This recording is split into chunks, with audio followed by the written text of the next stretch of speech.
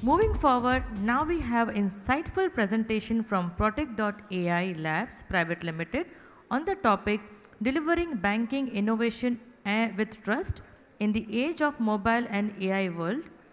Please welcome Mr. Manish Mimani, founder and CEO of Protectt.ai Labs, a pioneer in mobile banking security and AI-driven fraud prevention. With 2 decades of global experience, he has created award-winning solutions and represented India on cybersecurity innovation at the G20. Sir, may we also request humbly to you complete the presentation within the 10 minutes of timeline, please, sir? Thank you. Thank you. Please have a big round of applause for him. Thank you. Good afternoon. So we're talking about AI since morning, but let me just bring in some thoughts actually just to start. And 49% of the global real-time transactions happening in India, and that's how India has taken the leadership in terms of mobile banking, AI banking, and internet banking, and that's how we have set up the standards for the global markets, right? And I'm sure you would have heard like 21.63 billion UPI payments for the 10th time from this morning. And if you are really listening this 10 times from morning, hats off to all of you. Okay, as a banking fraternity, this credit goes to all of us, all of you, the entire banking ecosystem, NPCI vendor ecosystem together. And just to mention that 185 billion plus transactions, this is the data of 2024, 2025 data is yet to be published, and it is expected that it may cross 300 billion plus transactions and putting India into the global digital roadmap, the digital highway. Having said this, there are 2 core pillars what we believe is for for this digital innovation what is happening.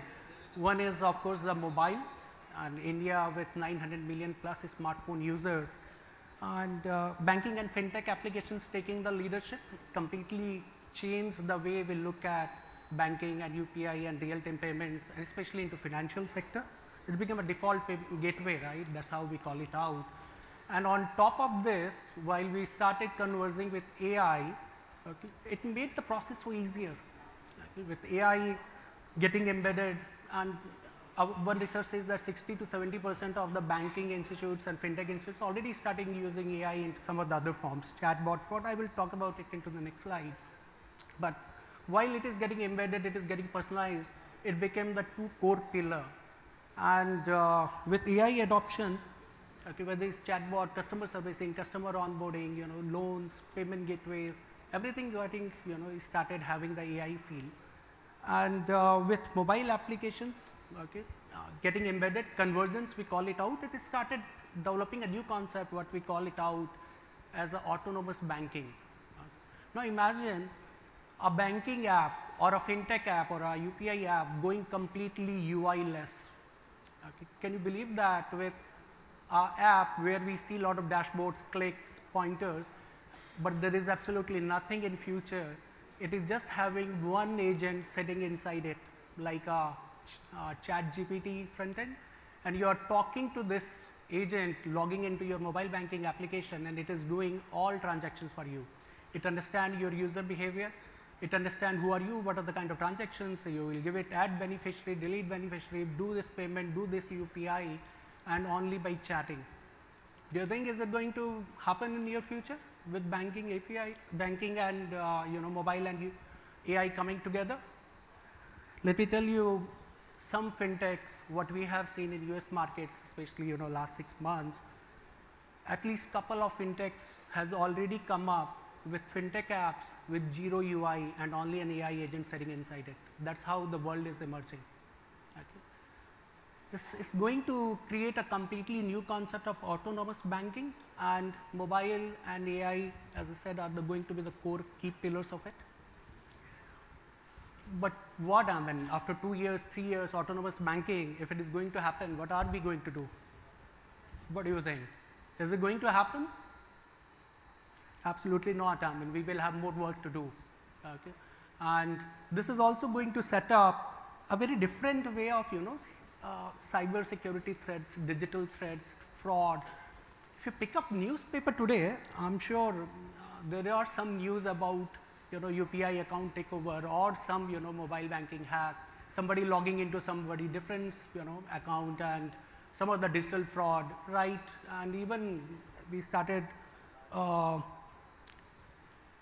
digital arrest. Okay, somebody was talking about WhatsApp-based scams, APK downloads. Okay, this is all going to happen, and this is already happening, and it is further going to amplify. Some data points is that in just 2 years, from 2022 to 2024, digital frauds, the amount of digital frauds actually 9x, 890%, and this is the data from I4C and Certain and cybercrime reporting portal. This is 9x growth has not happened in number of transactions, but 9x growth happened in terms of frauds, okay, and all powered by, again, digital. So what to do? AI adoption, further amplifying. I was talking about, digital side, mobile application security related issues, but AI adoption is also creating another set of challenges. AI started getting hallucinated. Okay, I was talking about, some advanced technology where mobile and AI coming together, UI less, but what if AI is getting tampered with? AI data is getting leaked, okay, and with prompt injections, data hallucinations, data poisoning, and a lot of, AI started creating another level of threats actually, a very different ecosystem. So how do we go and next handle it? Okay, how do we build trust in mobile world, AI world? And another snapshot, one of my friends was chatting to me that if everything is going to be done by AI, what are we going to do? And there was a joke which was going on, thinking about, worrying about the potential issues created by AI. So essentially, if you see future, the mobile applications, while going to be the key enablers for any kind of, digital delivery, we need to ensure that the applications are secure at the endpoint. Okay, at the endpoint, when I say endpoint, it is like on consumer devices. How do banks, how do fintech applications go and secure themselves? And that is where the concept of runtime protection started originating. And runtime protection could become a key need for any kind of mobile application security. Then other key pillar is about identity. Who is logging into mobile applications? Device SIM binding, while became a de facto way of identifying the customers, but world is moving towards silent mobile verifications. There are direct APIs which started originating to validate what is the mobile number on this device. And with device SIM binding and a combination of API based authentication, making it easier in the digital world to identify your customers. Similarly, we need to understand how we can amplify on multi-factor authentications, behavior-based authentications, REST-based authentications, and also which user is using what kind of devices. We call it device fingerprint, and device fingerprinting is not only about mobile applications, but also onto the browser side. So combination of runtime security to identity to device fingerprinting, multi-factor authentications become very, very necessary to deliver a right digital experience once it comes to mobile applications. And future proofing autonomous banking, what you call it out, also includes your AI part of it, because AI itself creating a lot of challenges and bringing issues into the ecosystem. I was talking to a bank where they said that they are downloaded few models from open source, but what is the sanity of this model? How do we go and scan it? So the basic concept of model scanning became very important once you are downloading something, or even if you are building some models of your own. And on top of these models, if you are delivering any kind of agentic AI, any kind of applications talking to these models or to LLM models at the back end, how do we ensure that it is having a right set of security posture? So AI red teaming became another concept, which can generate thousands of prompts for you, validate it, and on runtime protection, because it is doing a lot of data inside and with talking to LLM models, so input filtering, output filtering also become critical need for your business operation. So AI itself also requires strong security controls, combination of static to dynamic red teaming to runtime protection and AI governance models. And once we combine this mobile applications, security control, AI control, and remember while I started I was talking about 2 pillars, but actually it is 3 pillars to deliver a right set of digital and autonomous banking which is mobile and AI, and you build the right set of security posture, cyber security, or I call it trust for your customers.